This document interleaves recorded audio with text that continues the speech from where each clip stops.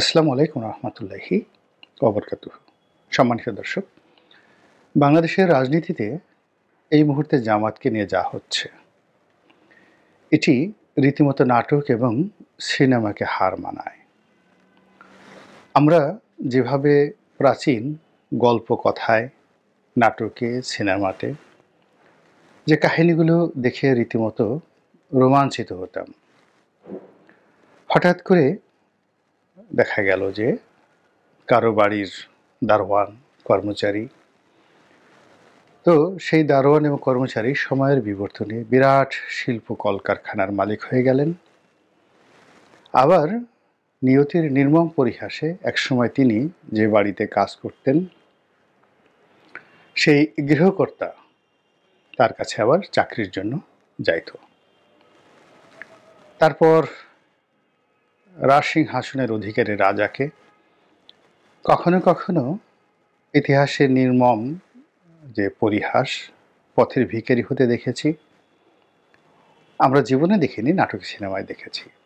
আবার পথের ভিখারি কখনো কখনো দেখা যাচ্ছে প্রকৃতির অপার দয়ায় কেবল রাজ সিংহাসন নয়, সঙ্গে সঙ্গে রাজকন্যাও পেয়ে যান। আর ওগুলো দেখে আমরা শৈশব কৈশোরে কত রকম কল্পনার যে জাল নিজেদের জন্য আমরা বিছিয়েছি, তার কোনো ইয়াত্তা নেই। কিন্তু 2025 সনে এসে আমাদের সেই পুরনো যে কল্পকথা, নাটক সিনেমা, এটি বর্তমান রাজনীতির যে প্রেক্ষাপট, সেই প্রেক্ষাপটে বাস্তবতা রূপ লাভ করেছে। আগস্ট মাসের 4 তারিখ পর্যন্ত, এমনকি 5 তারিখ দুপুর পর্যন্ত বাংলাদেশ বলতেই আওয়ামী লীগের রাজত্ব, বাংলাদেশ বলতেই শেখ পরিবারের রাজত্ব। শেখ হাসিনার জীবন যতদিন আছেন এ বাংলায়, ততদিন অন্য কেউ প্রধানমন্ত্রী হবে এ কথা কেউ স্বপ্নেও কল্পনা করেনি।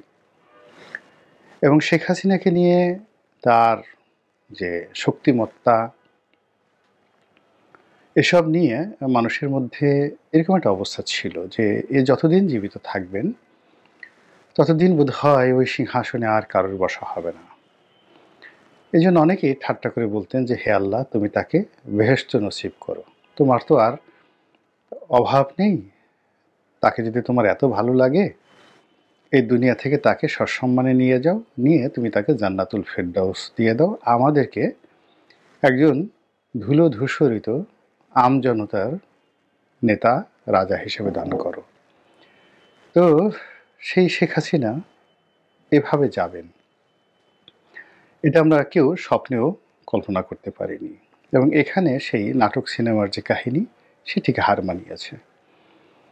দ্বিতীয়ত, এই বাংলায় সবচেয়ে অবহেলিত এবং সবচেয়ে বিপদগ্রস্ত দল হিসেবে জামায়াতে ইসলামী গত 15টি বছরে সাধারণ মানুষের যে আবেগ এবং অনুভূতির মধ্যে ছিল, এবং আওয়ামী লীগের অনেক ঘোরতর সমর্থক যারা মুক্তিযোদ্ধা ছিলেন এবং 71-এ জামাতের কর্মকাণ্ড দ্বারা মারাত্মকভাবে ক্ষতিগ্রস্ত হয়েছেন, আবার অনেকে কেবলই মাত্র আদর্শিক কারণে জামাতকে যেভাবে ঘৃণা করতেন, ঠিক সেই ঘৃণার মধ্যে থেকেও কেবলই মাত্র আওয়ামী লীগের জুলুম এবং অত্যাচারের কারণে অনেকে জামাতের প্রতি সহানুভূতি ছিলেন।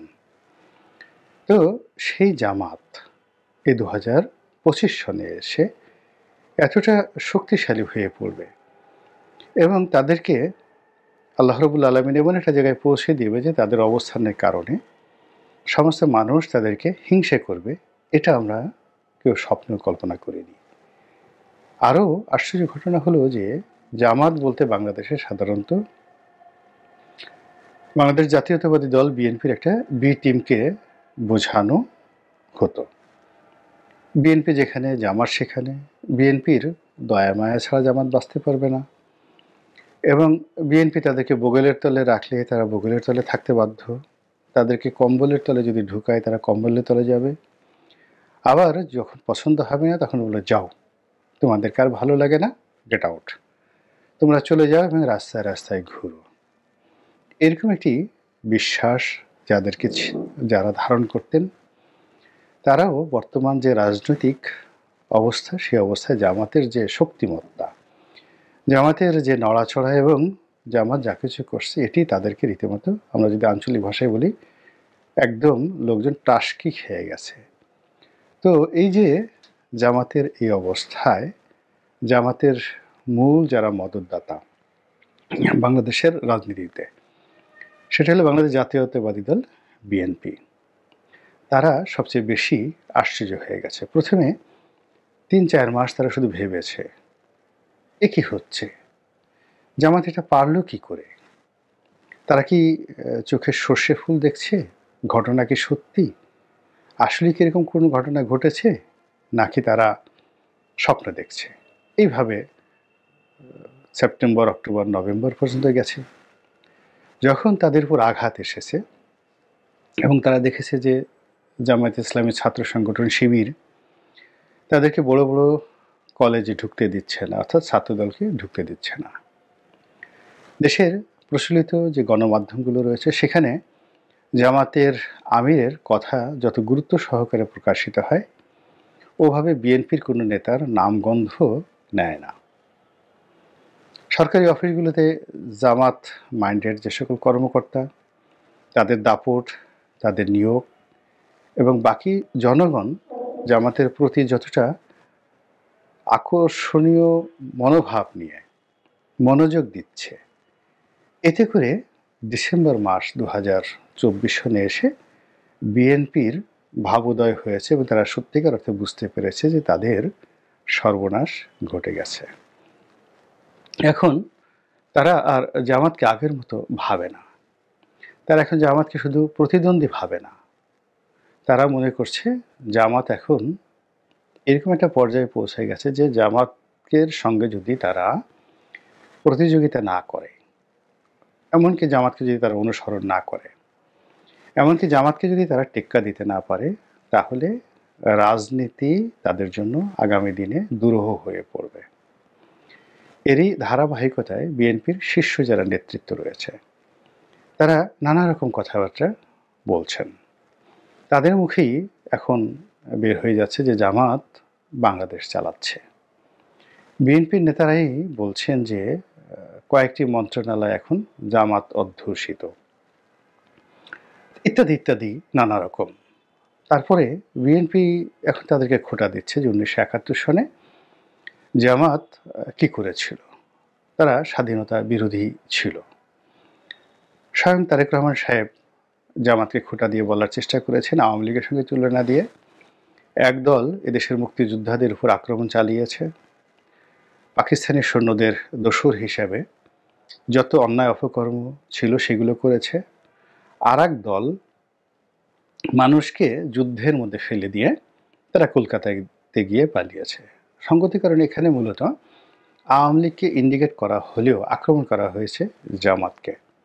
তো এই যে জামাতের যে উল্লম্ফন, আস্ফালন, কিংবা জামাতের অভ্যুদয়, কিংবা জামাতের জয় জয়কার, আপনি যেভাবেই ব্যাখ্যা করেন না কেন, এটি এখন বর্তমান জমানার বাস্তবতা।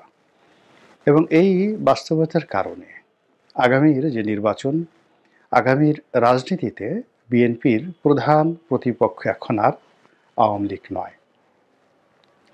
এবং সবচেয়ে বিএনপির জন্য খুব অস্বস্তিকর অবস্থা তৈরি হয়ে যাবে।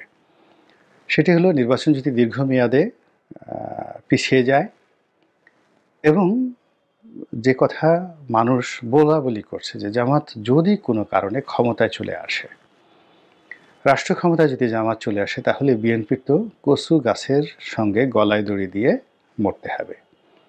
এটা কি সহ্য করা যায়? এবং সেই কাজ করার জন্য কিন্তু জামাত কোমরে গামছা বেঁধে সে যে পরিকল্পনা করে এগুচ্ছে, সেই পরিকল্পনাকে ভেস্তে দেওয়ার জন্য এই মুহূর্তে বিএনপির যেটি দরকার সেটি হলো ইমিডিয়েট একটা নির্বাচন। এই নির্বাচন যদি 2025 সনের মধ্যে হয়, তো বিএনপির জন্য এটি মানে রীতিমতো সাপে বর হয়ে দাঁড়াবে। অর্থাৎ এই জুলাই আগস্টের বিপ্লবের যে সুফলটা, এটি বিএনপির ঘরে আসবে। এবং বিএনপি সবসময় যেটি করেছে, প্রকৃতি তাদেরকে একটা সুযোগ করে দিয়েছে।